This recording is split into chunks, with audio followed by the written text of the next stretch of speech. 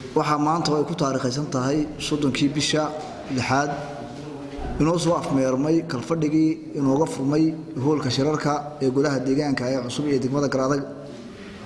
marka koowaad waxaan uga mahad celinayaa sidii hufnayd ee mudanayaashu uga soo qayb galeen kalfadhiga guud ahaan waxa aanu ajandayaasha ku jiray 8 qodobna mid walba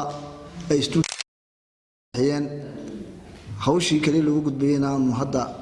aan bilaabi doono oo ah qoraalkii u gudbiyay wasaaradda arrimaha gudaha iyo gudoomiyaha gobolka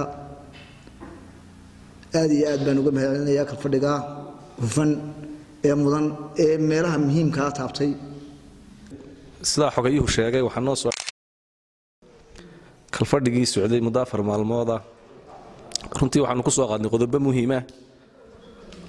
oo deegaanka iyo bulshadaba waxtar u leh oo runtii la filaayay dadweynaha reer Garaadag naga filaayay inaan qodobada ku soo qaadno oo ay ka mid yihiin xaalfinta deegaanka ooda iyo dhulkan la xidhiidhayo oo deegaankeena bariyahan ku cusbaa warkiisu soo galayeen iyo arrimo kale oo fara badan runtii arrimahaaba si fiican ba goluhu isula qaatay in gabiyaanba la joojiyo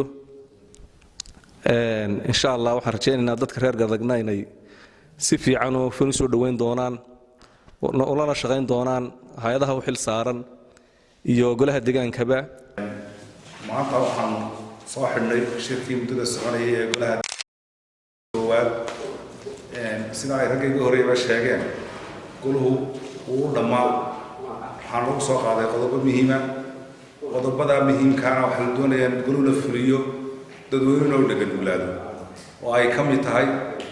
inaanay jiri doonin gobol degmadeena waxa la yiraahdo xirmooyin iyo deegaamaysi in laga tirtiri doono dhuxusha iyo cidda baa mushtarka ah ee dadka handargareynaysa ee dadka ay diranayaanba laga bilaabo maanta la liisteyn doono oo ay dambiilayaal ka yihiin wadankeena waxaa ka mid ah waxa uu goluhu soo qaaday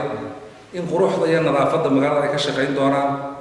dabka iyo biyaha iyo waxbarashada ay ka shaqeyn doonaan golaha deegaanka oo aan marnaba rayi isku soo kordhiyo mooyaane aan khilaafaad iyo asraar lahayn wuxuu ku soo dhamaaday si hufan oo qurux ku jirto anigoo goluhu maantii koowaad ee kalfadhi aan u qabtona uu tahay anna waan uga mahad celinayaa golaha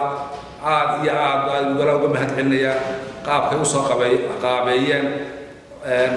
hadalladooda iyo ajandahooda ay u diyaar gareeyeen wixii qoraalana waxaan u gudbin doonaa xafiiska qoseeya laga bilaabo saacadda tan goluhu waynoo xidhan yahay kalfadhiguna waynoo dhammaaday. Assalaamu calaykum.